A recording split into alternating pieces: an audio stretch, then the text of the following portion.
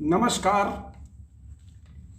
Electrohomoeopathy के इस विशेष episode में वर्ष 2021 का अंतिम क्षण लगभग 4 घंटे बाद हम प्रवेश करेंगे वर्ष 2022 में। समय है आप सबसे वर्ष के अंतिम क्षणों में अपनी भावनाओं को व्यक्त करने का। और मैं हूं आपका प्यारा दोस्त डॉक्टर श्रीवास्तव, बस्ती से अपने हरैया स्टूडियो में। बहनों और भाइयों, इलेक्ट्रोहोम्योपैथी के चाहने वालों, मेरे प्यारे दोस्तों, ये सफर आपके साथ शुरू किया है और आपके साथ ही समाप्त करूंगा। किसी ने खूब कहा है, वो जो हम में तुम में करार था, तुम्हें याद हो कि न याद हो, वही वादा यानी निबाह का, तुम्हें याद हो कि न याद हो। जी हाँ, हमने आपसे वादा किया है कि जब तक मेरी सांस है तब तक मैं आपके बीच इलेक्ट्रोहोम्योपैथी की अखंड ज्योत जलाए रखूंगा। अब दीपक मैंने जलाया है, तेल और बाती का इंतजाम आपको करना है। ये बाती कभी ना बुझने पाए, इसके लिए आपको तेल इसमें सहने सहने करके डालते रहना है। और ये अखंड ज्योत आजीवन अविरल आप सबके लिए समर्पित भावना से यूं ही जलती रहे। आपको याद होगा वर्ष 2020 में कोरोना के महामारी फैलने पर भारत सरकार ने लॉकडाउन की घोषणा की थी। हमारे बहुत से नए साथी अचंभित रह जाते हैं कि कैसे मैंने इतना लंबा सफर शुरू किया और किस प्रेरणा से मैंने इतने लंबे सफर पर अपने आप को बनाए रखा। तो पुराने हमारे सभी साथी इस बात को जान चुके हैं, लेकिन आज वर्ष के अंतिम दिन अपनी भावनाओं को व्यक्त करना है। इस नाते मैं अपने उन तमाम नए साथियों का स्वागत करता हूं जो वर्ष 2020 के बाद मुझसे जुड़े। वर्ष 2021 जनवरी से लेकर के आज दिसंबर तक हमारे साथ रहने वाले हमारे नए साथी, आप सबको मेरा प्यार भरा सलाम। हमसे कुछ रूठे भी वर्ष 2021 में, कुछ हमसे हमारे बीच से बिछड़ भी गए। कोरोना की महामारी ने हमारे कुछ इलेक्ट्रोहोम्योपैथिक विशेषज्ञों को हमसे छीन लिया।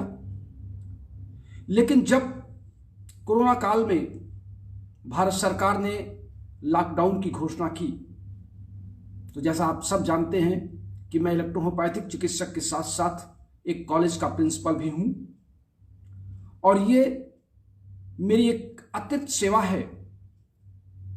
और उस सेवा से जब मैं घर पर बैठ गया, यानी मुझे कॉलेज नहीं जाना पड़ा, तो बस यूं ही लगा कि आखिर मैं क्या कर सकूं जिससे घर बैठे मैं लोगों की सेवा कर सकूं।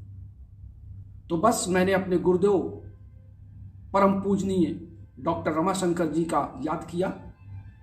उन्होंने मुझको अंदर से प्रेरणा दी कि तुम्हारे अंदर तो बहुत कुछ है, तुम इसको दबाए बैठे हो, इसको निकालना शुरू करो।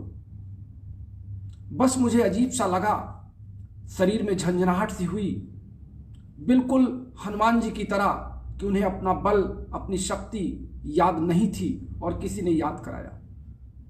बस यूं ही इलेक्ट्रोहोम्योपैथी की जो आंतरिक कहानी मेरे अंदर दबी थी, जो मैं स्वयं अनुभव कर रहा था, जो स्वयं मैं प्रयोग कर रहा था, बस उसी को लेकर के आपके बीच पहली बार 17 अप्रैल 2020 को सिर्फ 4 मिनट 22 सेकंड के लिए आया था।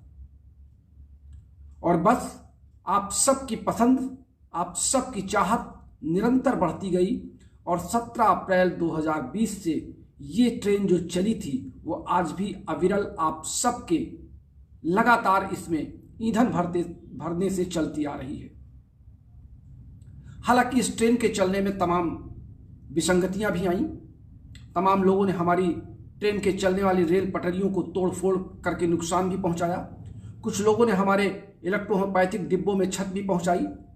लेकिन उसी बीच हमारे कुछ अच्छे उभर कर इलेक्ट्रोहोम्योपैथिक साथी हमारे इस ट्रेन पर चढ़े, जिन्होंने ट्रेन को पुनर्जीवित किया, नए उत्साह के साथ इसमें ईंधन डालना शुरू किया और ये ट्रेन चल पड़ी। और जब ट्रेन बहुत तेज चली तो फिर कुछ जिनको हम बैड एलिमेंट कह लें या आलोचक कह लें, या ये कह लें कि उनको हमारा ये ट्रेन चलाना नागवार गुजरा, कुछ फिर उभर के आए। और कुछ तो ऐसे उभरे जिन्होंने मुझको कोर्ट की नोटिस तक थमाने की धमकियां दी। फिर कुछ लोगों ने मुझको नोटिस दिया भी, कुछ लोगों ने फोन पर भी धमकियां दी।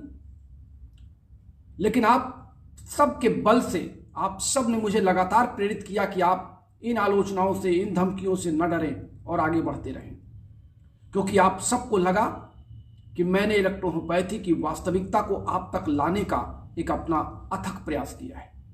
और मैंने वही किया। मैं चाहता तो अपने निजी अनुभव अपने तक सीमित रखता। मैं चाहता तो इस बदलते दौर में जहां पे इलेक्ट्रोहोम्योपैथी को बिजनेस के रूप में लोगों ने अपनाया था, मैं उनके बिजनेस में बाधक न बनता। लेकिन मेरी आत्मा गंवारा नहीं की, चूंकि मैं रमाशंकर जी का शिष्य था। रमाशंकर जी जब जीवन में अपने जीवित थे तो रोया करते थे इलेक्ट्रोहोम्योपैथी के भविष्य को लेकर के। मुझे याद है वर्ष 1988 का GSBM medical college Kanpur, Ganesh Shankar विद्यार्थी मेडिकल कॉलेज कानपुर के ऑडिटोरियम को मैंने बुक करवाया था। और उस समय छात्रों में इलेक्ट्रोहोम्योपैथी को जानने समझने की बहुत बड़ी फौज थी कानपुर में। और डॉक्टर नीरन कुमार श्रीवास्तव उस समय युवा नेता हुआ करते थे, जो डॉक्टर MH इदरीसी के कॉलेज के छात्र थे। बाद में उन्होंने MD में KNH मेडिकल कॉलेज, यानी डॉक्टर V कुमार जी के Hiralal Khanna inter college campus Kanpur में वो कॉलेज चलता था, और मैं उस कॉलेज का चीफ प्रॉक्टर था। नीरन ने वहां से MD में अपना प्रवेश लिया, और एक तरीके से जब उन्होंने MD में प्रवेश ले लिया और मैं उस कॉलेज का चीफ प्रॉक्टर था, तो वो मेरे शिष्य हो गए। हालांकि वो नेताओं में गिने जाते थे, लेकिन मेरी पहचान को उन्होंने पहचाना बहुत अच्छी तरीके से। और उन्होंने मुझसे अनुरोध किया कि एक सम्मेलन किया जाए, और उस सम्मेलन में मुख्य अतिथि के रूप में डॉक्टर रमाशंकर जी को बुलाया जाए। रमाशंकर जी बहुत विनम्र भाव के व्यक्ति थे, साधु हृदय था उनका। उन्होंने कहा, मैं मुख्य अतिथि का पद नहीं लूंगा, लेकिन मैं आप सबको आशीर्वाद देने जरूर आऊंगा। फिर मुख्य अतिथि के रूप में कानपुर विश्वविद्यालय की चांसलर उस समय थी, मुझे उनका नाम थोड़ा सा विस्मृत हो गया है, उनको कॉल किया गया। हमने, प्रमोद जी ने, डॉक्टर V कुमार जी ने, डॉक्टर इदरीसी जी ने, सब ने मिलके उस कार्यक्रम में अपनी सहभागिता की, और एक बहुत अच्छी गैदरिंग हुई इलेक्ट्रोहोम्योपैथिक समझने वालों की। वर्ष 1988 की बात मैं कर रहा हूं, उसका कार्ड भी मेरे पास अभी रखा हुआ है। वहां पे रमाशंकर जी का जो संक्षिप्त भाषण था, उस भाषण में के अंतिम समय में उनके आंखों में आंसू टपकने लगे। उन्होंने कहा, मैं देख तो रहा हूं अपने सामने इलेक्ट्रोहोम्योपैथी की भीड़ को, लेकिन इस भीड़ से कितने युवा इलेक्ट्रोहोम्योपैथी को जान करके, इलेक्ट्रोहोम्योपैथी को समझ करके, इलेक्ट्रोहोम्योपैथी के भविष्य को अपने कंधों पर लेकर चलेंगे। यही उनका अंतिम भाषण था जो मैंने किसी कार्यक्रम में सुना था। उसके बाद 1988 के बाद फिर उन्होंने किसी कार्यक्रम में ना जाने का एक व्रत ले लिया। मैं समझ नहीं पाया कि उन्होंने मेरे अनुरोध को स्वीकार किया, क्योंकि उसके पहले लाजपत भवन में एक कार्यक्रम हो चुका था जहां पे कुछ अभद्रता हुई थी, और वो उनका मन बड़ा पीड़ित था। लेकिन चूंकि मैं उनका बहुत प्रिय शिष्य था, मैंने उनसे आग्रह किया कि छात्रों का अनुरोध है और ये सब इलेक्ट्रोहोम्योपैथी को चाहने वाले हैं, और एक बहुत अच्छा संदेश जाएगा कि कानपुर के मेडिकल कॉलेज, वो भी एलोपैथिक मेडिकल कॉलेज, जाना माना लाला लाजपत राय चिकित्सालय का जो अंडरटेकिंग मेडिकल कॉलेज था, GSBM गणेश शंकर विद्यार्थी मेडिकल कॉलेज, उसके ऑडिटोरियम में इलेक्ट्रोहोम्योपैथी का सम्मेलन हो। और वास्तव में वही पहला और अंतिम सम्मेलन ऐसा था जहां हम लोगों ने इतने बड़े प्रेक्षागृह को भरा था, और वहां पर अच्छी अच्छी बातों की चर्चा भी हुई थी। और उस समय भी हमने कानपुर विश्वविद्यालय की चांसलर से यह प्रस्ताव रखा था कि इलेक्ट्रोहोम्योपैथी को एक सब्जेक्ट के रूप में आप इसको अगर अपना लें तो इलेक्ट्रोहोम्योपैथी का भला हो जाए। बात आई गई हो गई, चूंकि मैं भी उस समय बहुत अनुभवी नहीं था, लेकिन हमारे सीनियर साथियों ने इस पर ध्यान नहीं दिया। अगर उस समय भी इस पर एक जोरदार मंथन चला होता तो शायद इलेक्ट्रोहोम्योपैथी बहुत पहले किसी विश्वविद्यालय की एक विषय के रूप में आ गई होती। सफर यूं ही चला इलेक्ट्रोहोम्योपैथी का। बहुत से लोग रमाशंकर जी के बारे में अनर्गल टिप्पणियां करते हैं। दरअसल जिन्होंने रमाशंकर जी को जाना नहीं, देखा नहीं, समझा नहीं, वो रमाशंकर जी को की बातों को भी नहीं समझ पाए। आज कितने भी बड़े लोग दावा करते हैं कि वो इलेक्ट्रोहोम्योपैथी के बड़े बड़े संस्थान चलाते हैं, 70,000 से 80,000 रुपए प्रति सप्ताह वो अपने संस्थानों पर रोगियों के भर्ती कराने का लेते हैं। अंदर उनमें ढोल और पोल है, बड़े बड़े दावे करते हैं, बड़े बड़े एडवर्टीजमेंट किए जाते हैं, बड़े बड़े इंटरव्यू दिखाए जाते हैं, बड़े बड़े जो है सेमिनार के परफॉर्मेंस दिए जाते हैं, विभिन्न शहरों में आयोजन होता है। लेकिन वो जमाना 1988 से लेकर के 1990 के बीच, जब इलेक्ट्रोहोम्योपैथी को लोग जानते नहीं थे, समझते नहीं थे, उस जमाने में डॉक्टर रमाशंकर जी पर डे लगभग 100 से 125 रोगी देख करके सुबह 8 बजे से 2 बजे तक देखने के बाद वो पसीने पसीने हो जाते थे। और उनके साथ हम जैसे कम से कम 8 शिष्य दवाइयां बनाने में दिन पूरे 2 बजे तक लगे रहते थे। ये मैं कंपैरिजन कर रहा हूं आज वर्ष के अंतिम दिन पर इलेक्ट्रोहोम्योपैथी के प्रगति और प्रचार की। हम पीछे लौट करके आपको एक दर्पण दिखा रहे हैं इलेक्ट्रोहोम्योपैथी का। हम आपको बताना चाहते हैं कि इलेक्ट्रोहोम्योपैथी आज इतनी प्रगति पर नहीं है। आज आपसी होड़ में प्रगति में तो आई, लेकिन पर्दे के पीछे कुछ और खेल चल रहा है। लेकिन उस समय डॉक्टर रमाशंकर जी बहुत ही साधुवाद, उनका एक संदेश था कि इलेक्ट्रोहोम्योपैथी को अगर जिंदा रखना है तो इसको पहले वैज्ञानिक शब्दावलियों में समझना होगा। इलेक्ट्रोहोम्योपैथी को अगर प्रगति देना है तो इलेक्ट्रोहोम्योपैथी के वैज्ञानिक समीक्षा को, इसकी दवाओं की वास्तविकता को समझना होगा।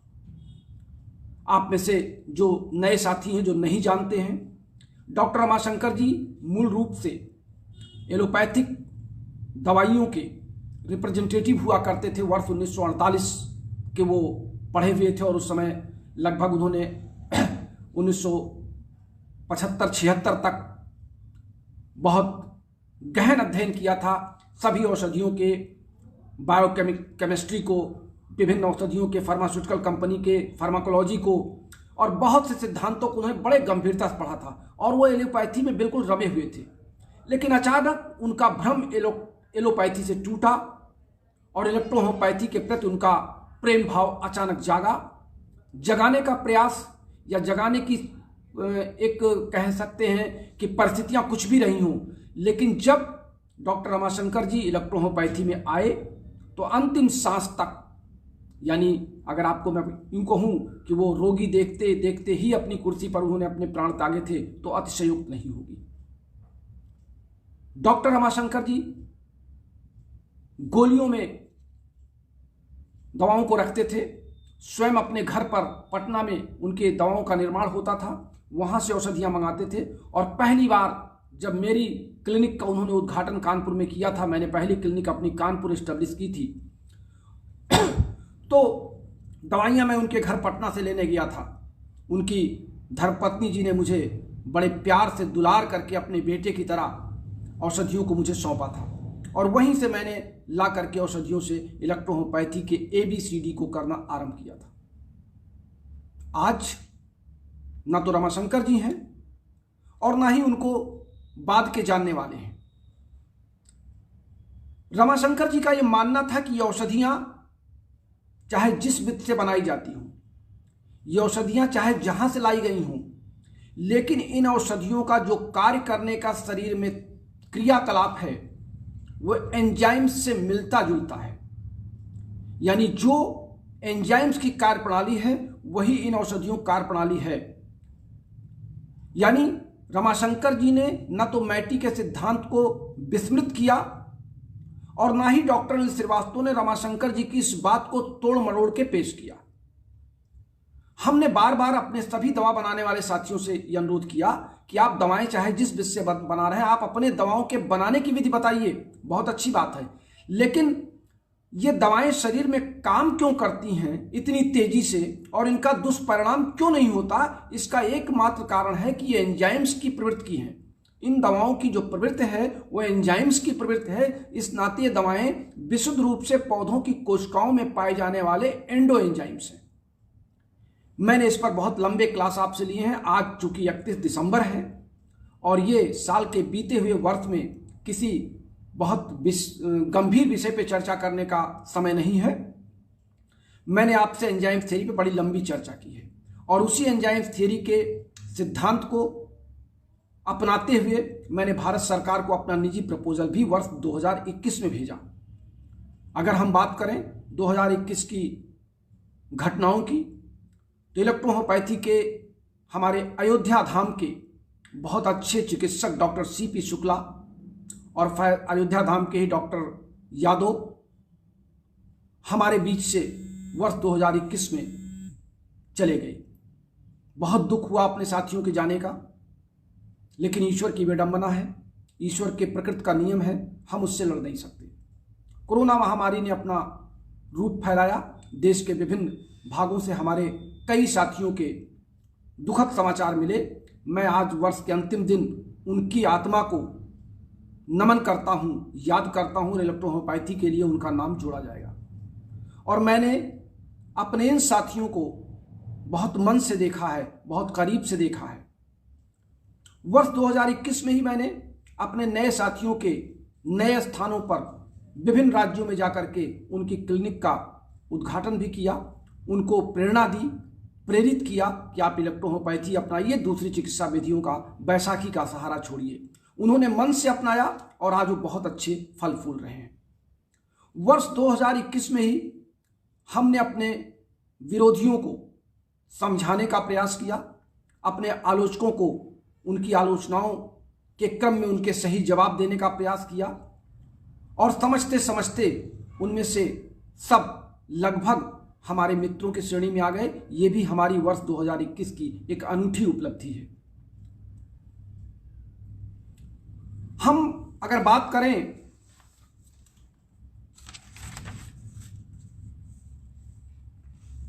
कि वर्ष 2021 में मैंने आज 11 पॉइंट आपसे डिस्कस करने के लिए रखे हैं। किसी ने खूब कहा है कि उजाले अपनी यादों के मेरे साथ रहने दो, न जाने किस गली में जिंदगी की शाम हो जाए। जी हाँ बहनों और भाइयों, ये शरीर नश्वर है, हम कभी भी इस शरीर को छोड़ सकते हैं, ये ईश्वर की प्रकृति का नियम है। लेकिन जाने से पहले हम कुछ ऐसा कर जाएं कि लोग हमें याद करें, क्योंकि लोग के जिंदा रहने पे उनकी न तो वाहवाही होती है, न उनको तालियां मिलती हैं, लेकिन जाने के बाद लोग उन्हें याद करते हैं।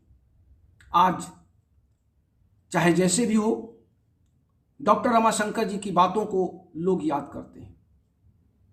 हालांकि डॉक्टर रमाशंकर जी के एक सहकर्मी अभी हैं इस दुनिया में और उन्होंने बड़ा अच्छा काम इलेक्ट्रोहोम्योपैथी पे करना भी आरंभ किया था, कर भी रहे थे। लेकिन उम्र का तकाजा है कि उम्र बहुत समय तक साथ नहीं देती है काम करने का। इस नाते अब उम्र के तकाजे के साथ कुछ वो अपने आप को धीमा किए हैं, लेकिन फिर भी चूंकि वो रमाशंकर के सहकर्मी रहे हैं, इस नाते मैं वर्ष 2021 में उनके असीम योगदान की सराहना करते हुए मैं उनको नमस्कार करता हूं, प्रणाम करता हूं और मैं चाहता हूं कि वो इलेक्ट्रोहोम्योपैथी को फलने फूलने का आशीर्वाद देते रहें। हालांकि अलग बात है कि कभी कभी वो मुझसे भी नाराज हो जाते हैं, कभी कभी मेरे प्रति अभद्र टिप्पणियां भी कर देते हैं। यहाँ तक कि उन्होंने मुझको गिरगिट भी कह दिया, यहाँ तक कि उन्होंने मुझे भी नोटिस देने की अपरोक्ष में धमकियां भी भिजवा दी। लेकिन मैं ये मानता हूं कि ये उम्र का तकाजा है। उम्र के साथ साथ व्यक्ति के सोचने समझने की क्षमता थोड़ी कम हो जाती है, झल्लाहट होती है, या कभी कभी ईगो पावर ये आता है कि मैंने ये क्यों नहीं किया, ये व्यक्ति ऐसा क्यों कर रहा है। क्योंकि मैंने रमाशंकर जी के सिद्धांत को आगे बढ़ाने का जो व्रत लिया, उस व्रत को लेने के बाद तमाम लोगों को छटपटाहट तो हुई, इलेक्ट्रोहोम्योपैथी के सिद्धांत पर चर्चाएं तो शुरू हुई, लोग उभर करके क्लास लेने आने लगे। ये भी एक प्लस पॉइंट है कि अगर मैंने एक जागरूकता अभियान आरंभ किया तो कम से मेरे साथ अगर मैं इंजन बना तो ट्रेन के डिब्बे के रूप में अनेक प्रवक्ता, अनेक CME का क्लास लेने वाले। हालांकि अनिल श्रीवास्तव तो ना दवा बनाते हैं, अनिल श्रीवास्तव ना कोई कॉलेज चलाते हैं, अनिल श्रीवास्तव ना कोई संस्था चलाते हैं, अनिल श्रीवास्तव तो मात्र एक समाज सेवी के रूप में, एक इलेक्ट्रोहोम्योपैथी के चिकित्सक के रूप में अपनी सेवाएं पिछले 37 वर्षों से दे रहे हैं। लेकिन जो लोग CME चलाने का पहले ढोंग कर रहे थे, नाटक कर रहे थे, वो बाद में 5 मिनट 10 मिनट सफ़ेद बोर्ड पर डस्टर और चाक लेके खड़े होते थे, एक दो दवाओं के बारे में थोड़ी बहुत चर्चा करते थे और बाद में अपने बैग से शीशियाँ निकाल करके उसका प्रमोशन करते थे, प्रमोट करते थे कि ये दवाएं इसमें काम करेंगी, ये दवाएं इसमें काम करेंगी, इनको ले लीजिए। उन दवाओं में इलेक्ट्रोहोम्योपैथी का समावेश था कि नहीं था, ये हमारे चिकित्सक भी नहीं समझ पाते थे। लेकिन जब मैंने स्पेसिफिकेशन से या मैं ये कहूँ कि मैं कुछ नहीं जानता, उसका मैं नाम भी नहीं जानता, मैं ये जानता हूँ D3। जब मैंने D3 के फार्मूले को 5 ml प्लस 445 ml को मिक्स करा करके प्रयोग कराना शुरू किया तो हमारे देश के जो उभरते हुए चिकित्सक थे वो तो अच्छा लाभ लेना ही शुरू किए। हमारे जो पुराने साथी थे, बहुत से ऐसे साथी जो 15 साल 20 साल से प्रैक्टिस कर रहे थे लेकिन इलेक्ट्रोहोम्योपैथी में उनको अपेक्षित लाभ नहीं मिल रहा था, उन्होंने अपना पैड बदल दिया था। लेकिन मेरे प्रेरणा से जब उन्होंने अपने पैड को वापस किया इलेक्ट्रोहोम्योपैथी के पटरी पर तो उनको लगा कि वास्तव में इलेक्ट्रोहोम्योपैथी की औषधियों में जान है, ये वैज्ञानिक स्तर की हैं और अगर इनको सही तरीके से इस्तेमाल किया जाए तो इसके परिणाम भी मिलते हैं। तो जहाँ तक परिणाम की बात है, हमने अपने कई चर्चों में इस बात की आपसे जिक्र किया है और पिछले एपिसोड में मैंने आपको अपने तमाम साथियों के रजिस्टर्ड शपथ पत्र भी दिखाए थे जिन्होंने अपने अनुभव हमको भेजे थे। मैंने वो सारे शपथ पत्र और सारे अनुभव भारत सरकार को प्रेषित भी कर दिया है। जहां तक बात अनुभवों की है, इलेक्ट्रोहोम्योपैथी के एंजाइम सिद्धांत को और हमारे 5 ml प्लस 445 यानी इक्वल टू 450 ml के प्रयोग करने की बात है, उस पर आज हमारे कई साथियों ने, मैंने कल एक पोस्ट डाली थी कि आप अपने अनुभव मरीजों के साथ हमें चर्चा दें जिस पर मैं चर्चा कर सकूं। हमारे दिल्ली के एक साथी हैं डॉक्टर स्वतंत्र कुमार जी। स्वतंत्र कुमार जी हालांकि मुझसे बहुत कम समय, अभी पिछले कुछ महीनों से जुड़े हैं, लेकिन कभी कभार उनकी बातें मुझे बड़ी अच्छी लगती हैं। हालांकि उनकी एक मैं कमी भी बता दूं कि जब वो ऑडियो कॉल करना शुरू करते हैं या ऑडियो रिकॉर्डिंग करना शुरू करते हैं तो लगातार वो 5-6 ऑडियो रिकॉर्ड करके मुझको भेजते हैं और मेरी व्यस्तता का अंदाज़ा उनको नहीं है, लेकिन वो अपने मन की व्यथा कह देते हैं। तो जब देर सवेर मुझे मौका मिलता है तो मैं उसको खोल के सुनता भी हूँ और कुछ संक्षिप्त उनको जवाब भी दे देता हूँ। उनका एक सुझाव मुझे बड़ा अच्छा लगा कि आप अपने सिद्धांतों की बात करते हैं, आप अपने एंजाइम थियरी की बात करते हैं, आप अपने फार्मूलों की बात करते हैं। वो कहते हैं कि जो आप सवाल जवाब करते हैं, सवाल जवाब के बजाय अगर आप किसी चिकित्सक, एक दिन में आप एक चिकित्सक से उसके ब्यौरे ले लें कि उसने किस रोगी को बहुत अच्छा ठीक किया और उसको क्या क्या दवाइयाँ दी, क्या क्या डोज दिया, क्या क्या उसको परहेज बताया, तो शायद इलेक्ट्रोहोम्योपैथी में एक नया इतिहास बन जाए। मुझे ये सुझाव उनका पसंद भी आया और मैंने इसी सुझाव के चलते कल मैंने अपने साथियों से एक पोस्ट मांग लिखी थी कि आप अपने रोगियों के अच्छे होने का प्रमाण हमको दें। तो सबसे पहले हमारे पास जो ब्यौरा आया आप सब की तरफ से, मैं उसको डिस्कस करना चाहूँगा आपसे।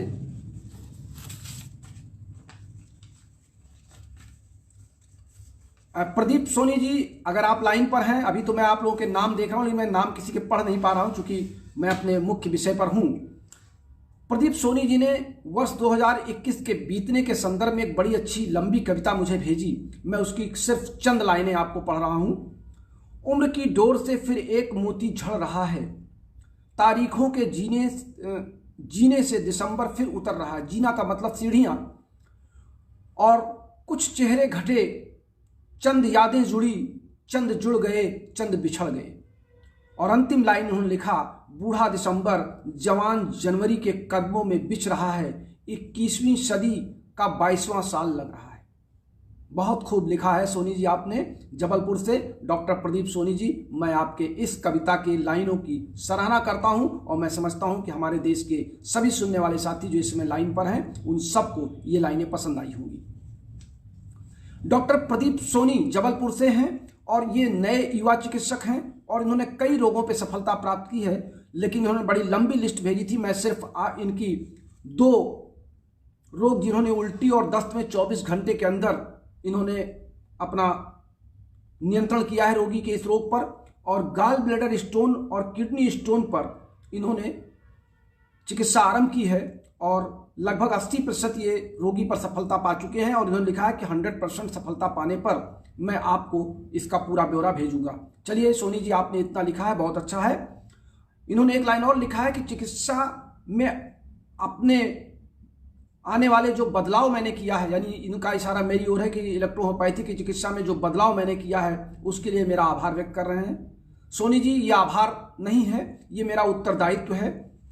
चूँकि मैं 59वें वर्ष में, अभी 26 जनवरी को मैं 59 वर्ष का पूरा 59वें वर्ष में लग जाऊंगा, 58 वर्ष मेरा पूरा हो जाएगा।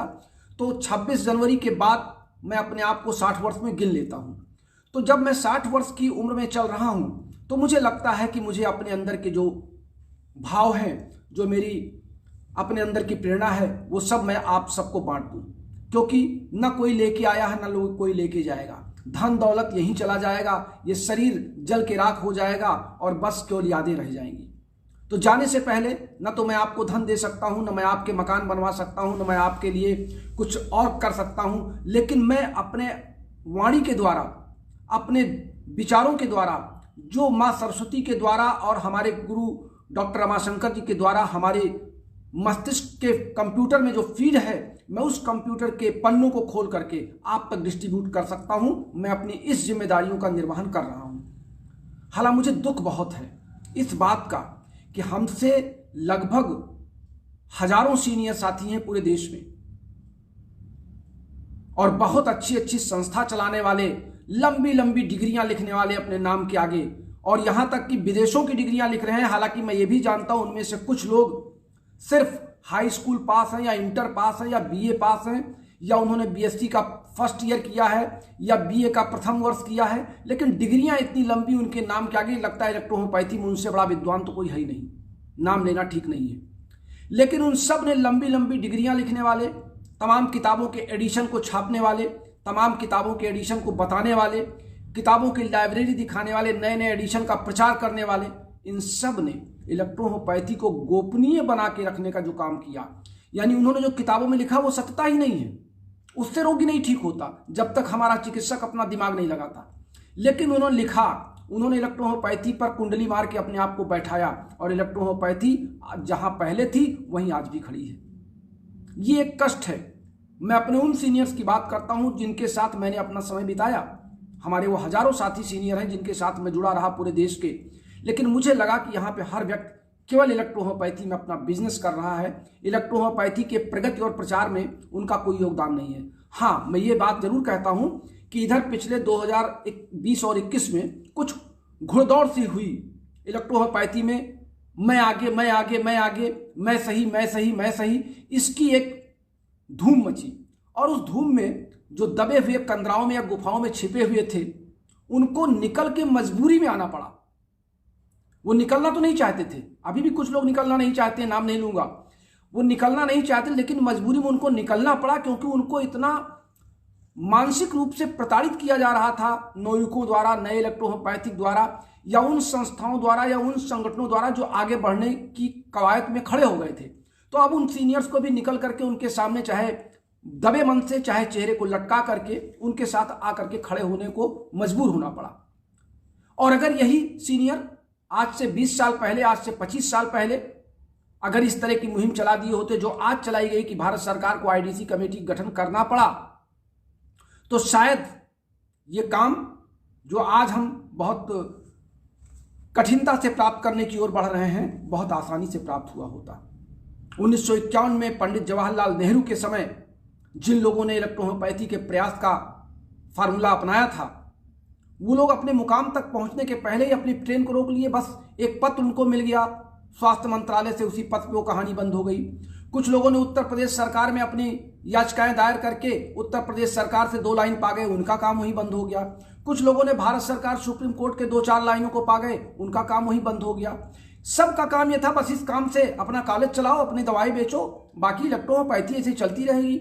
लेकिन ना, कब तक आप गलत ट्रेलर दिखाएंगे, कब तक आप गलत पिक्चर में दर्शकों को जबरदस्ती ठूस ठूस के सिनेमा हॉल में बैठाएंगे। एक ना एक दिन तो आपकी पोल, आपकी कलई खुलनी ही थी, तो अब खुली जा करके।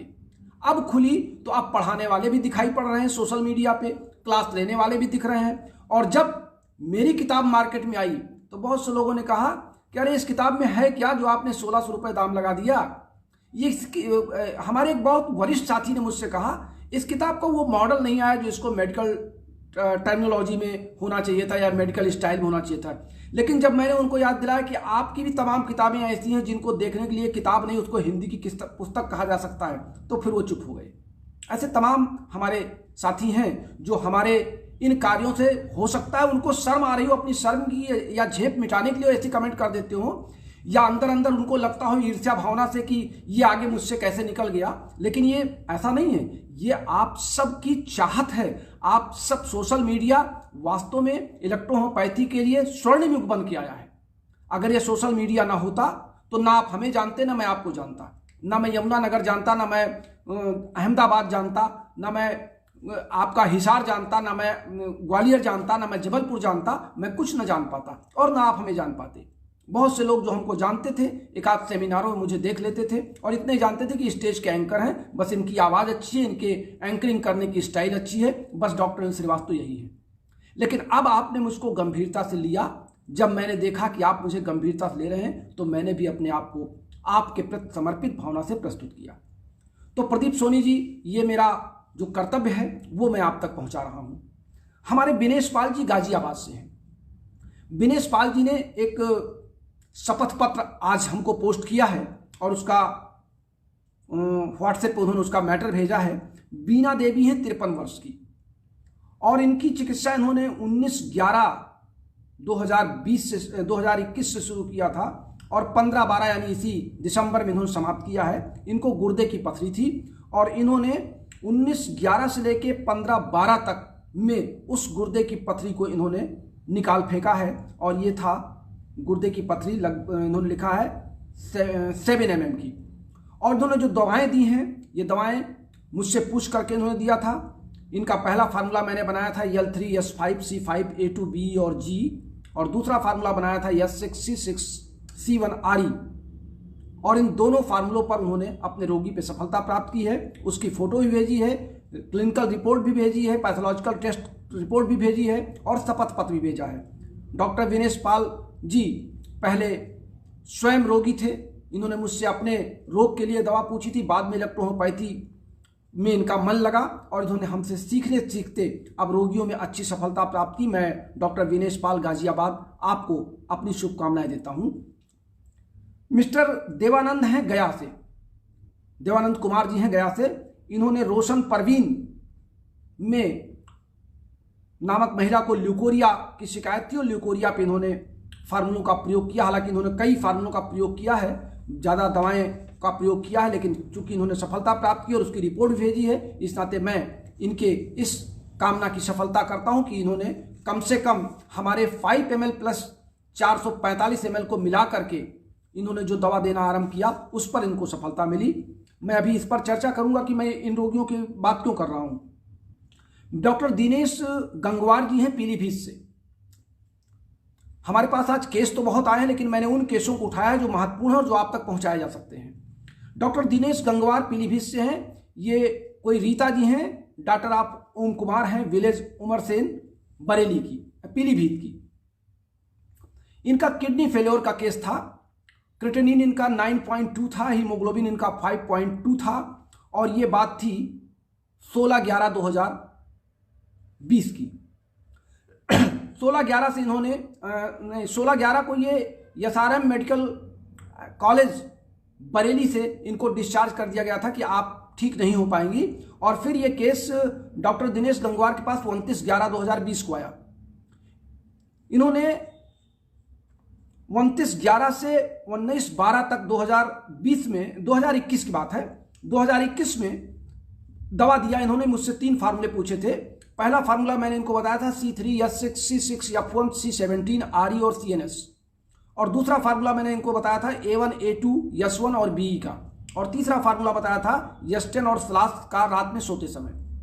इन्होंने लिखा है कि 19/12 को फिर उसका टेस्ट कराया गया जिस महिला का किडनी फेलियर लिख रहे थे और जिसका इलाज इन्होंने शुरू किया था।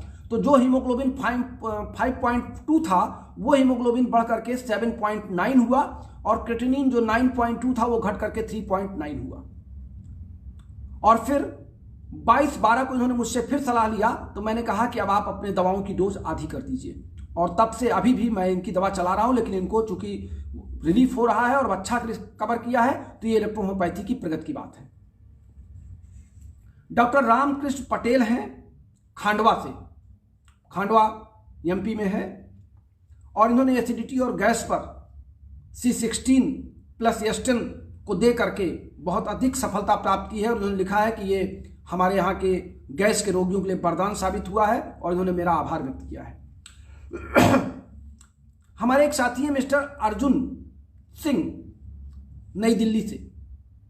डॉक्टर अर्जुन सिंह जी की सबसे बड़ी विशेषता यह है कि एक भी रोगी को ये बिना मेरी सलाह के दवा नहीं दे रहे हैं, और लगभग पिछले 1 महीने में इन्होंने हमसे 30 से 35 रोगियों की सलाह ली है, और इन्होंने लिखा है कि मेरे लगभग 82% से 85% तक रोगी आपके फार्मूलों पर ठीक हो रहे हैं, और मुझे लगातार मेरे यहाँ रोगियों की संख्या बढ़ रही है। इन्होंने 7 mm का गॉल ब्लैडर स्टोन 3 महीने में ठीक किया है। मैं इनको भी शुभकामनाएं देता हूँ। ये सब ऑन रिकॉर्ड है, सबके मेरे पास मोबाइल नंबर है, सारे रोगियों के मोबाइल नंबर भी आए हैं। जब कभी भी कोई भी व्यक्ति इन रोगियों का इतिहास जानना चाहे तो मैं यहाँ से उसके मोबाइल नंबर भी दे सकता हूँ। रोगियों से आप फोन कॉल कर सकते हैं, चूंकि मैंने अपने पोस्ट में आपसे रोगियों के मोबाइल नंबर और उनके एड्रेस भी मांगे थे। मिस्टर रूपेंद्र ठाकुर हैं मंडाला एमपी से।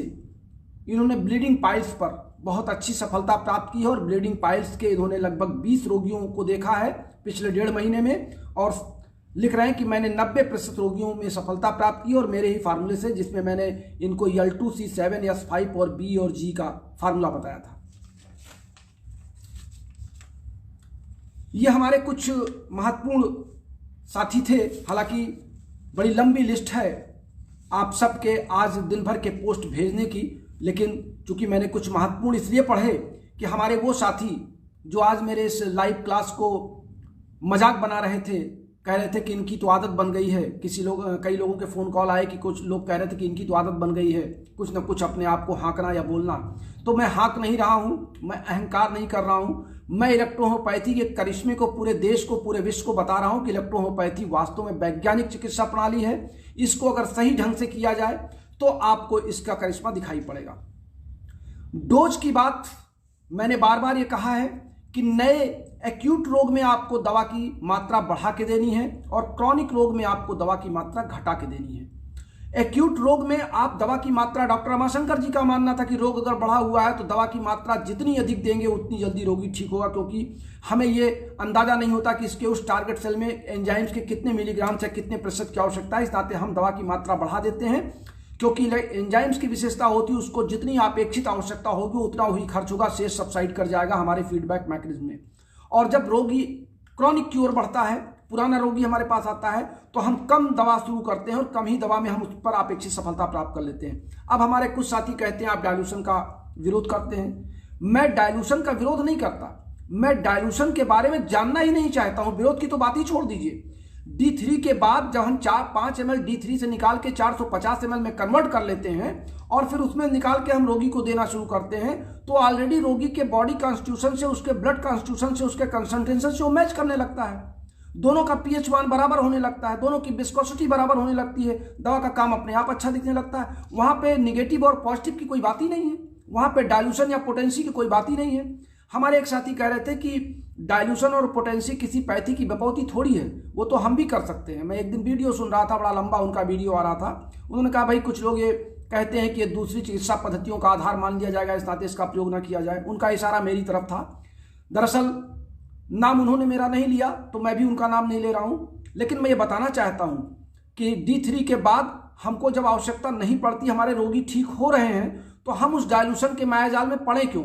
हम क्यों दिग्भ्रमित हों और क्यों कंफ्यूज करें अपने चिकित्सक को कि आप D6 दीजिए, फिर 10वां दीजिए, 1000वां दीजिए, 25वां दीजिए, 200वां दीजिए। क्या चक्कर है? ये जिन चिकित्सा पद्धतियों का आधार है, उन चिकित्सा पद्धतियों की औषध बनाने का तरीका है, उनकी पोटेंसी, उनकी डायल्यूशन का तरीका, हम उसको अपनाएंगे तो हम तो उन्हीं के समकक्ष माने जाएंगे। और भारत सरकार या उनके उस विभाग के विशेषज्ञ भी यही कहते हैं कि आप हमारी चिकित्सा पद्धति की नकल करते हैं तो आपकी नई पद्धति क्या है? हमको तो नयापन करके दिखाना है। हम डिजिटल ऑर्डर में दवा इसीलिए देते हैं, हम कहते हैं कि हमारा ये प्रोसेस है, हम इसमें नयापन दिखा रहे हैं। तो जब हम नयापन दिखाना चाहते हैं, नई चिकित्सा पद्धति को आधार बनाना चाहते हैं, तो हम किसी की चिकित्सा पद्धति की नकल को अपना करके ये कहें कि इनकी बपोती नहीं है। हम ये बपौती के शब्द का इस्तेमाल नहीं करते, या हम ये नहीं कह सकते कि ये किसी चिकित्सा पद्धति की है, लेकिन हम ये जानते हैं कि हमको जब डाइल्यूशन की या पॉजिटिव निगेटिव की जरूरत नहीं पड़ रही है और हम एक सामान्य तरीके से चिकित्सा कर ले जा रहे हैं और हमको रोगियों पर सफलता मिल रही है, तो हम अनावश्यक आबैल मुझे मार करने की या उसमें इतनी ज्यादा भटकने की आवश्यकता क्यों है।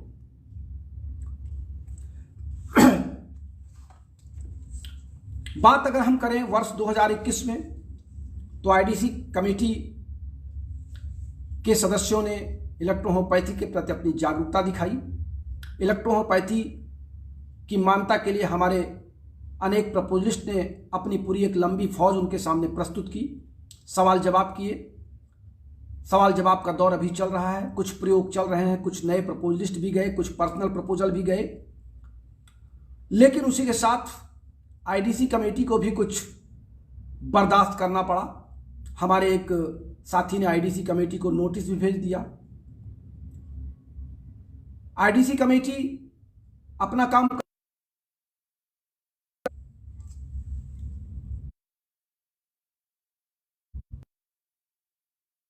बीच में फोन आ गया था, हम आप अपना काम कर रहे हैं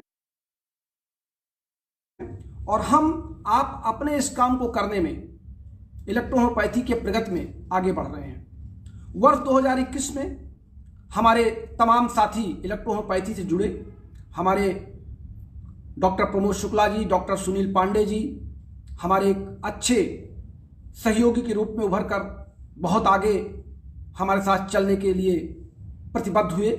हम लोगों ने कंधे से कंधा मिला के इलेक्ट्रोहोम्योपैथी को आगे बढ़ाने का एक शपथ लिया। हमारे साथ कई साथी सहयोग के रूप में भी आए। हमारे कई साथियों ने इलेक्ट्रोहोम्योपैथी के प्रचार प्रसार में हमारे सिद्धांत को अपनाते हुए इलेक्ट्रोहोम्योपैथी में 4 चांद लगाए। नामों की लिस्ट बहुत लंबी है, लेकिन फिर भी हम आपके साथ हैं इलेक्ट्रोहोम्योपैथी के प्रचार और प्रसार में। इस बीच डॉक्टर एमएच इदरीसी हमारे सीनियर साथी हैं, जिनकी चर्चा मैंने अपने पिछले एपिसोड में किया था। उन्हें इस बात का दुख भी था कि तमाम सोशल मीडिया पे लेक्चर लेने वाले लोग इलेक्ट्रोहोम्योपैथी को नए नए तरीके से प्रस्तुत करते हैं, नए नए फार्मूले बताते हैं, नए नए तरीके के विधियां बताते हैं, जिससे इलेक्ट्रोहोम्योपैथी की मान्यता में बाधा आ सकती है। और मैंने उस पर अपना स्टेटमेंट भी दिया था। इस बीच वर्ष 2021 में 2 बड़े सेमिनार के आयोजन की भी चर्चा रही, एक हैदराबाद में, एक पटना में, लेकिन दोनों आयोजन का कोई प्रतिफल या कोई उसका परिणाम बहुत अच्छा हमारे साथियों के बीच नहीं गया।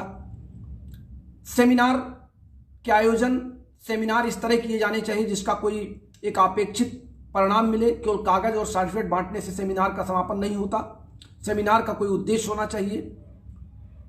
हमारे बहुत से साथियों ने मुझसे 11 जनवरी को मैटी दिवस पर 213वां जन्मदिन मनाने के लिए अपने अपने शहरों में मुझे आमंत्रित किया। मैंने सबसे क्षमा इसलिए मांगा कि मैं अकेला पूरे देश में 11 जनवरी को नहीं पहुंच सकता। अगर मैटी सप्ताह मनाया जाए तो मैं आपको समय भी दे सकता हूं, अलग अलग समय में। और मैंने फिर तय किया कि चूंकि मैं श्री राम की नगरी अयोध्या में हूं, अयोध्या के बगल में हूं, तो मैं अयोध्या धाम के हमारे जो युवा साथी हैं, उन्होंने अपने सीनियर साथी डॉक्टर सीपी शुक्ला को, जो वरिष्ठ इलेक्ट्रोहोम्योपैथ थे, उन्होंने अपने बीच से खोया था। उन लोगों ने अनुरोध किया कि डॉक्टर सीपी शुक्ला की जगह आप हम लोगों के संरक्षक हैं, तो आप इस मैटी डे पर हम लोगों को छोड़ के कहीं अन्य कार्यक्रम में ना जाएं। मैंने उनके इस अनुरोध को अपने दिल से स्वीकार किया और मैं 11 जनवरी को अपने अयोध्या धाम के आयोजित कार्यक्रम में ही रहूंगा।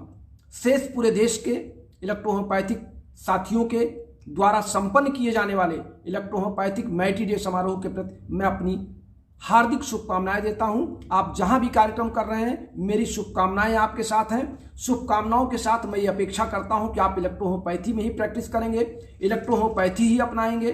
मैं एक हमारे इलेक्ट्रोहोम्योपैथिक मेडिकल प्रैक्टिशनर्स एसोसिएशन का महासचिव होने के कारण मेरा ये उत्तरदायित्व बनता है कि मैं आपको ये बताऊं कि एक चिकित्सक की भूमिका क्या होती है। हे ईश्वर, वास्तव में यह परिस्थितियों की विडंबना है कि मेरी जीविका दूसरों की बीमारियों पर निर्भर करती है, लेकिन फिर भी यह मेरा सौभाग्य है कि आपने मुझे उनके कष्टों का निवारण करने का उत्तम अवसर प्रदान किया है। आपने मुझे यह जिम्मेदारी पूरी करने की योग्यता भी प्रदान की है। हे प्रभु, मुझे ऐसी शक्ति प्रदान करें कि मैं इस उद्देश्य में पूरी निष्ठा के साथ पूरा कर सकूं। वास्तव में आप ही तो हो जो कष्टों का निवारण करते हो तथा सब सुखों के स्रोत हो। मैं तो केवल एक माध्यम मात्र हूं। हे मालिक, मेरे मरीजों पर दया दृष्टि बनाए रखें।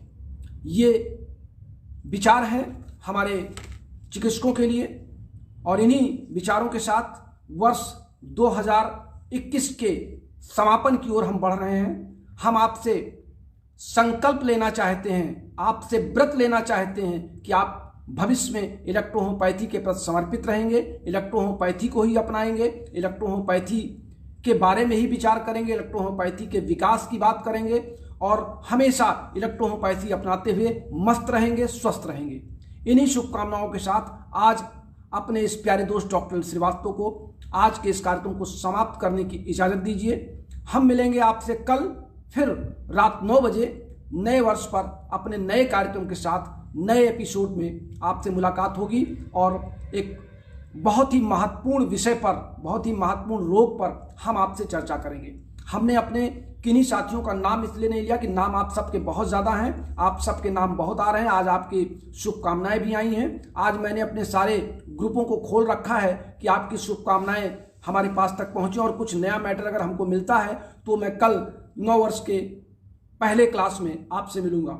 और जाते जाते मैं आपको बता दूं कि आज मैं अपने 442वें क्लास में आपको संबोधित कर रहा हूं, यानी 17 अप्रैल 2020 से लेके आज 31 दिसंबर 2021 तक मैंने 442 क्लास पूरे कर लिए हैं और ये सब आपके द्वारा ही संभव हुआ है। हमारे जो साथी हमारे पेज पर अभी नहीं है, DRNL श्रीवास्तव बस्ती, वो उसको फॉलो कर लें। हमारे YouTube चैनल के श्रोता DRNL श्रीवास्तव इलेक्ट्रोहोमोपैथी को सब्सक्राइब कर लें, लाइक कर लें, बेल दबा दें और अपने कमेंट्स देते रहें। हम आपसे मिलेंगे आपके सवालों के जवाब के साथ भी, आपके रोगियों के साथ भी। हमारा चलते चलाते हमारा फ़ोन नंबर 9793252355, ये हमारा फ़ोन नंबर और व्हाट्सएप नंबर भी है। जिन साथियों को हमारी इलेक्ट्रोहोमोपैथी की हैंडबुक ऑफ इलेक्ट्रोहोमोपैथी पसंद आई पूरे इस वर्ष, मैं उनको बधाई देता हूं, उनका आभार व्यक्त करता हूं। जो नए साथी इसको मंगा रहे हैं वो हमारे फ़ोन पे नंबर 9450563748 पर अपना पेमेंट भेज करके 1650 रुपये अपने पिन कोड एड्रेस के साथ पुस्तक घर बैठे मंगा सकते हैं। हमारी प्रैक्टिस ऑफ मेडिसिन लगभग समाप्ति की ओर है, जल्दी ही हम उसको प्रेस में भेजने वाले हैं। उसकी भी एडवांस बुकिंग आप इसी हमारे फ़ोन पे नंबर पे कर सकते हैं। तो बस आज के लिए इतना ही। बीत रहा है वर्ष, बीत जाने दीजिए। जो कुछ आपने खोया है उसके बारे में सोचना बंद कीजिए, जो आगे आने वाला है उसके बारे में चर्चा मत कीजिए। आप वर्तमान में जिए, जी करके अपने आप को वर्तमान में स्वस्थ रखिए, मस्त रखिए और डॉक्टर श्रीवास्तव के साथ कदम से कदम मिला के चलते रहिए। यही आज के अंतिम वर्ष 2021 के अंतिम दिवस पर, अंतिम प्रहर में मैं आपसे कहते हुए विदा लेता हूं। नमस्कार।